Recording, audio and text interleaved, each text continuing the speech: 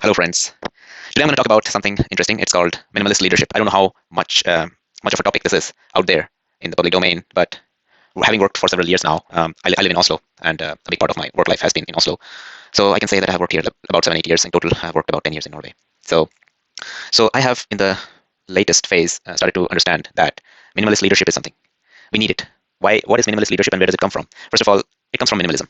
Minimalism is about appreciating few things that you own and take good care of those things and don't have excess. If you need one pair of I don't know, trekking shoes, why do you have two? You're going to be using only one at a time, and you don't go trekking so much unless you really go trekking extremely much and you have reasons to have two pairs. That's fine, and that applies to everything else. Taking good care of things, that means you can there's longer life for the things that you own.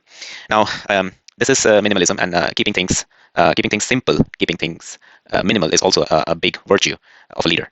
So what is minimalist leadership? It's about not doing more than what is necessary, because often what is necessary is more than enough.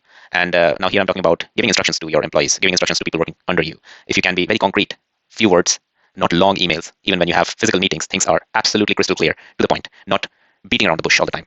And so this goes into emails, the way you frame them, right, as minimum as possible, because anybody who has to read your email will have to spend that time. If it's a long email, and then you're less likely to get a response very quickly. If you're asking very few things, telling a few things, then things go. It's easy to read and easy to reply. And oftentimes that is what you need.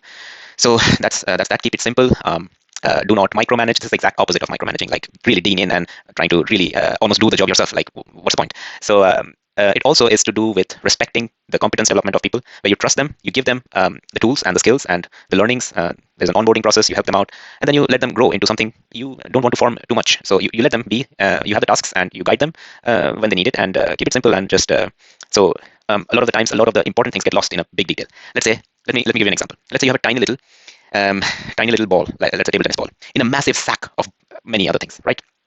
So how hard would it be to find out that tiny little ball, right? It might get damaged because it's in a big sack of things with heavy things.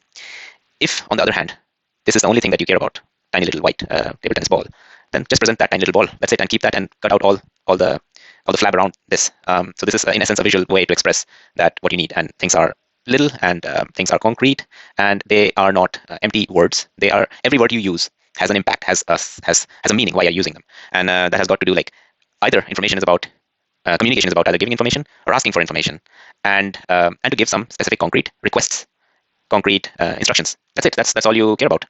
So writing too many more things, and then getting the important things getting lost. What is the important message that you want to convey in an email is getting lost because you wrote a huge paragraph of things.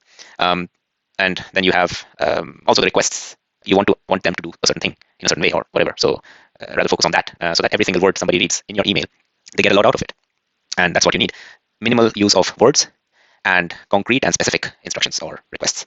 And certainly focus on also being polite, gentle, and showing that you actually care about them.